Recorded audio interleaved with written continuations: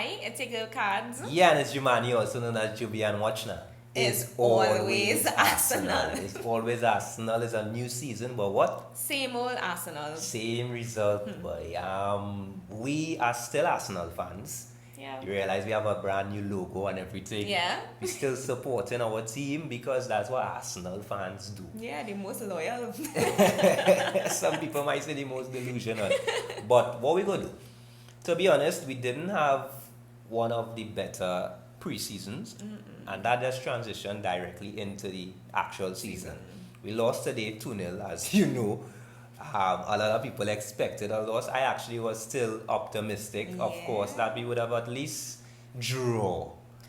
And I actually thought you were gonna win, you know. Yeah, but I thought you was gonna win too. I just trying to make it look like if just a little bit delusional now. So clearly we just in this little bubble we that we definitely just expect better from Arsenal. We definitely expect better all the time, but the reality is we still have a few players who are just not up to par. Like, a few? A lot. Yeah,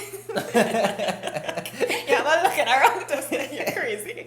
We have too many players that are not up to par. We actually have a handful of players that are good enough. Yeah, just a handful. In the form of Saka, TNE, Pepe, Smith Rowe, yeah, that's it. practically it. I mean, Leno was a good keeper, but he's kind of like on the decline. Yeah, fully. And you know what? I didn't want to start with my whole Martinez theory because you all know how I was a real diehard Martinez fan. But it's in the past, we're moving forward. Leno is who we have, and that's what we had to stick with. That's all we had to work with. But Leno kind of, he takes too long to make up his mind when he's distributing the ball. And he still distributes it in the exact same direction that he was going to do it 5 seconds before. Yeah, I don't understand why. Leno has been a disappointment. The defense was disappointing today. Yeah, Chambers and Pablo Murray didn't cut Chambers and Pablo Murray in particular. Even White, he didn't look too comfortable. But you know, it is working in a chain link.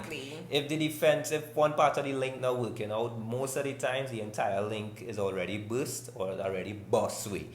You understand? And it didn't work out today. We were slow in reacting to the second ball, hence the reason we conceded the first goal. The second goal was a bit harsh. I felt like the referee should have called or VAR should have stepped in. Once again, like I always say, we cannot be dependent on VAR to save Arsenal when we should have clear victories from the start. True. So depending on VAR to do something for one goal, the first goal was already scored, so it really didn't matter. We already conceded. That was the end. And I mean, we started off with we were handicapped in the sense that Arteta announced that Aubameyang and Lacazette were ill, because that's what he said. He said they were ill and they were unavailable. But he also said in the post-match that that's not no excuse.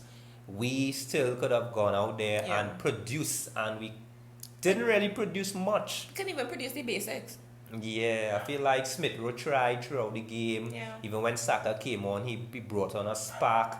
TNE looked really well. TNE and Pepe. Yeah, they the same four. They looked well, and I have high expectations for them this season. But generally, that is not good enough. 4 out of 11 potential starting players. That's no way close, because even Oba haven't been performing well last season and in pre-season this year. Shame that this is the number that I just chose to represent. I mean, Thierry Henry will still always be the Arsenal 14. But I came in as a new Arsenal fan, technically supporting Aubameyang, but I digress. Let's continue.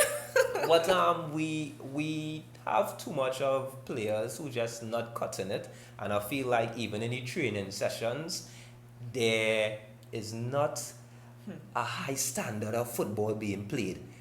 And as a result, in the training sessions, it's almost like if the not so good players are training champs, and they feel like they are doing good. They're doing the best. And when they transition into the actual competitive match, you really see that the level of rubbish that is being done. You understand? So I can't really blame Arteta still, because what he have at his disposal is not the best. Yeah. You know, I mean, it's simple things that you really do expect a coach unless you want Arteta to put on the boots and kick the ball or run with the ball. At this point, I take him that, you know. Arteta, you feel Arteta still have a little zest in him? Trust me, he might have a little bit more than some of these players, so I take him that. But he have some blame to receive if he continues to not get the players to at least look slightly better in terms of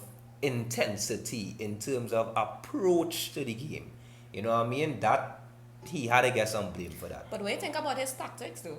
His tactics, I think he have been losing far too many tactical black battles against his opponents. Yeah.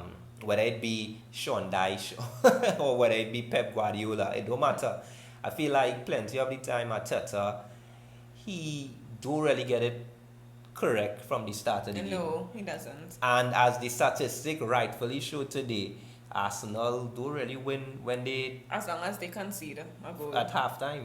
That's it. Once they're down at halftime, they don't really come back and win. So that is a poor start. Yeah, it was proven to under Arteta. You know what I mean? So he can't really get away. But the point of the matter is Arsenal still have a few weeks to go in the transfer market. But that's still not all and well because the chemistry today was poor. Yeah. You know what I mean? The chemistry was poor. Yeah, it was poor. I no excuses. Yeah, it was just a set of individual things going on. We got a couple of combinations when Saka and Tierney came on. Which was a regular. Yeah, they have a chemistry from before. But generally, Chambers always, boy. Chambers is a long-serving Arsenal player, but we need to sort out the right-back position. Yeah. Because we have about 4 right-backs, you know. And none of them cutting it. None of them could really say, well, boy, I claim in this right wing-back position or this right-back position, and I run with it. Bellerin, Cedric, Chambers, Niles.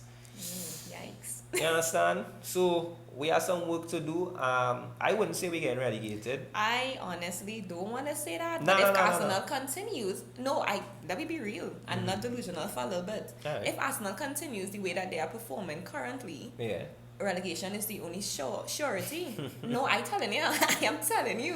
No, because the other teams, they up their standards. We seeing that. Since last year, the teams have been up in their game. It's almost as if Arsenal is being the lone standing team that's been left behind. That's just mediocre, just barely scraping through every single season, and this might be the season that it don't work out.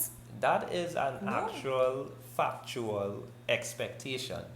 I don't want it to be a reality. Yeah, but I feel like as I mentioned before, in the training sessions, in the pool, the crop of players that we have, really and truly just not good enough, and that is a harsh reality that we have to live with until changes are made, drastic changes. I mean, people don't even want to buy our players. Exactly. So we still stuck with them. Yeah, so we can't even start to bring in other players that we would like to assist in building back what the Arsenal means. You know what I mean? So that is the reality that we're dealing with. We have Chelsea to face next.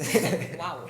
And then we have Manchester City. So hopefully Oba and Laka is back and hopefully and ready to make a difference. Being honest. Yeah.